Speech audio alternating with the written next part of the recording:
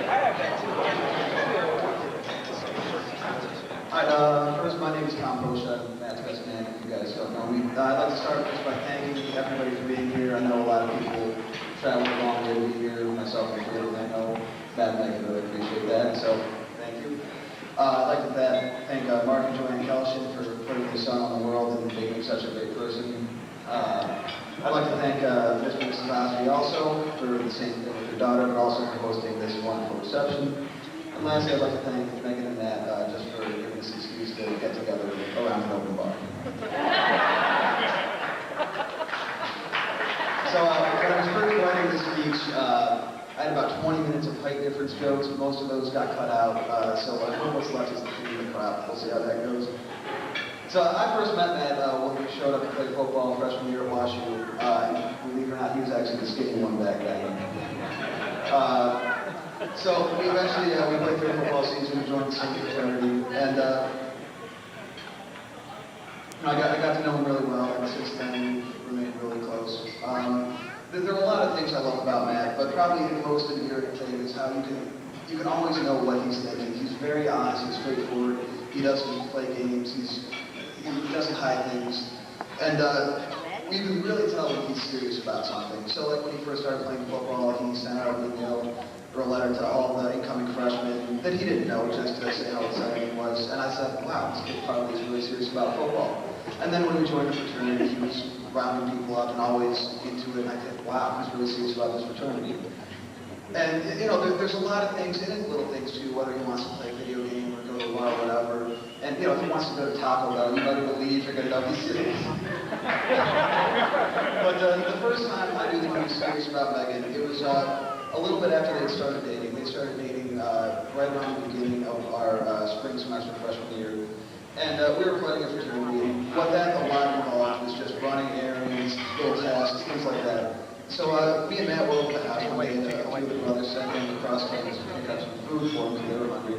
And you know, it's not that long a walk, and Matt was serious about fraternity, and you know, he knows every food service worker's first name, so I figured it'll take him 25 minutes to come back.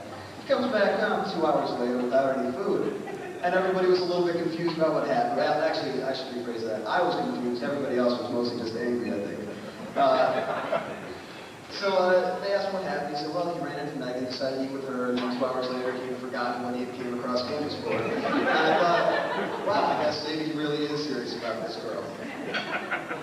And, you know, I don't think anybody can blame him, certainly. You see how pretty she is. But she's also the friendliest, most cheerful, nicest person I know.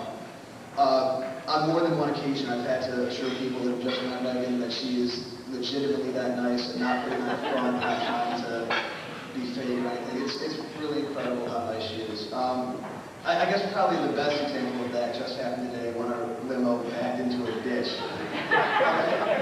I mean, as brides go, I can't imagine anybody handling that better than she did. And then if you need any more proof, I mean, she puts up with that.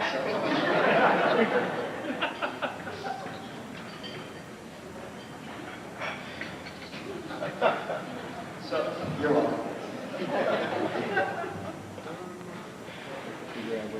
Alright, so obviously Matt is really lucky to have Megan, and I think what really drove that home today, I was just looking around at the groomsmen, and you know, they say you can judge a man by the company he keeps, so Matt, man, you're lucky to have Megan.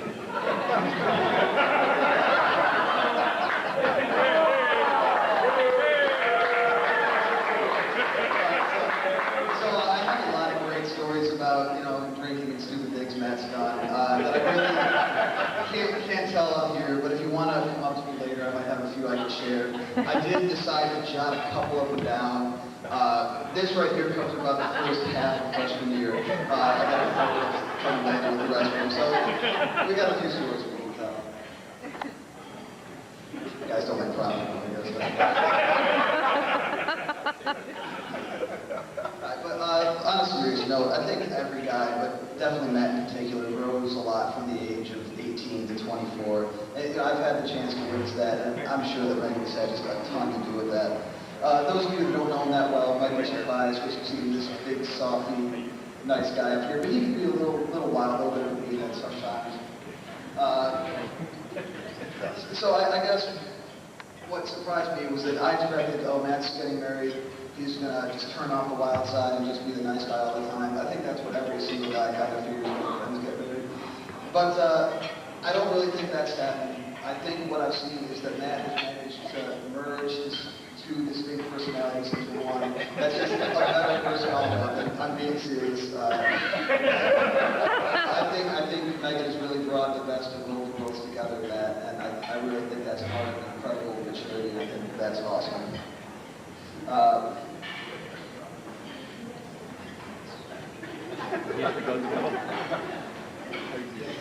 So I wish I could close by waxing poetic about love or giving some great advice for marriage. I'm really not the guy to be giving that kind of advice. But what I can say though is that there are two just amazing people up here, and I've just been so lucky to know you guys. Really, the only criticism I can say of these two people is that they make the rest of us look bad. But really, that's just incredible. I've been honored to know you two. Now, I'm sure you're really exhausted from all the wedding press reviews and everything, but I'm also sure you're pretty wired, so I guess I will just give a toast to Matt and Megan, just wishing them a long, happy, healthy, successful life together.